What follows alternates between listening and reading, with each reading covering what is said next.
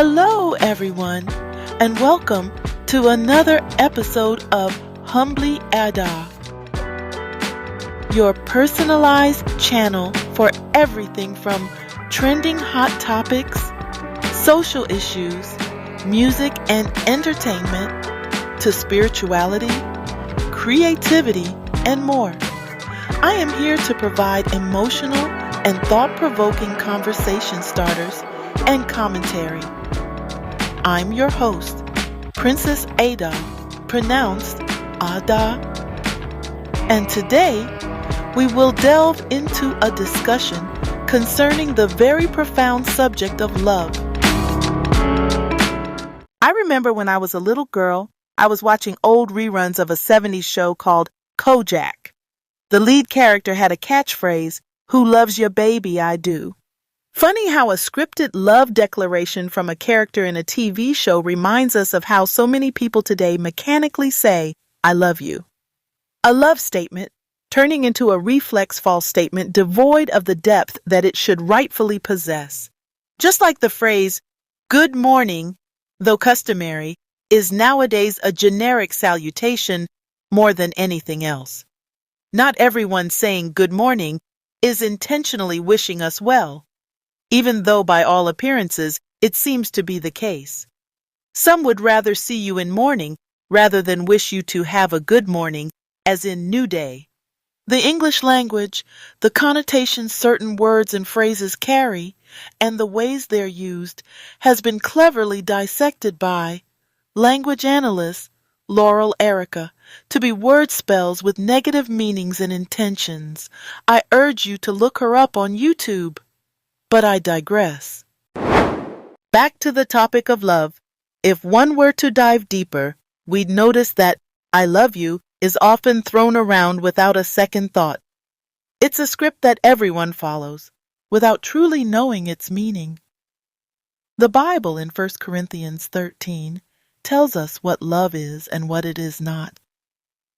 But how many of us, even followers of the church, have kept those verses close to our hearts? How many even know what 1 Corinthians 13 says? Ironically, if asked, even the most devout churchgoer or Bible believer will often fail to provide the biblical definition of love when asked. Most, when asked what love is, will give a copy and paste answer that Jesus is love, which amounts to they don't know. They make big shows of hugging one another and professing agape love for each other, yet so many people run away in tears over church hurt. But that's a topic for another day. What I find troubling is the distortion of the concept of love. Love being associated with strange lusts, sex, servitude, financial gifts, and ego stroking. Each assert a sad reflection of a society moving farther away from the ethos of true affection. It's almost like the moment these superficial components are absent, love, or their understanding of love, vanishes, leaving scars and bitterness. People ignorantly mistake the tornado of emotions found in dysfunction to be love. It is nothing more than passion-wrapped destruction. As a matter of fact, maybe people shouldn't even say, "I love you," but rather say, "I dysfunction you." Because that is what most so-called love looks like these days. It is nothing more than toxicity and dysfunction.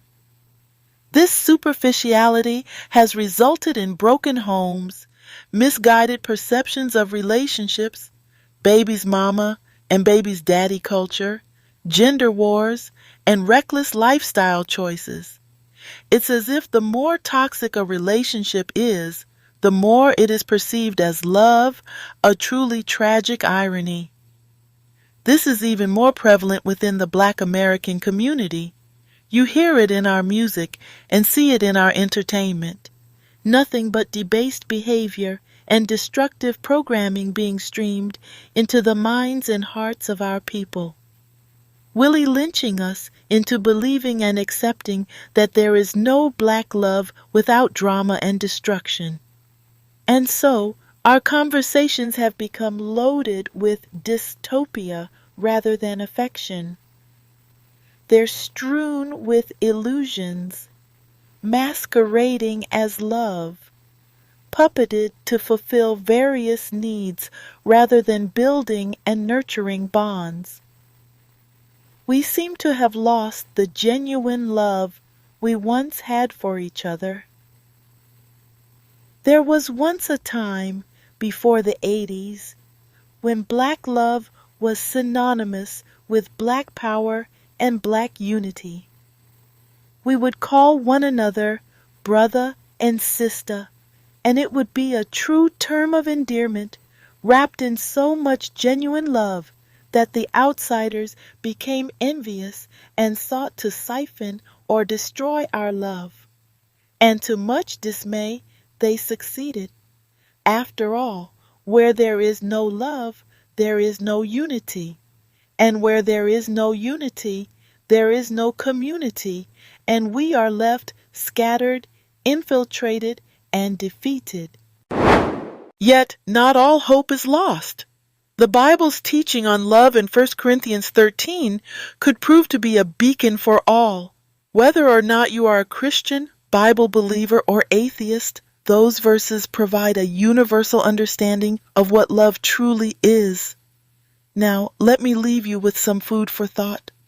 We took a deep dive into what love is, isn't, and what it's often mistaken for. Underneath all the layers of misunderstandings and misconceptions, what does love mean to you? Thank you for tuning in today. This was another episode of Humbly Adah. Check the description below this video for any links or articles mentioned in today's episode.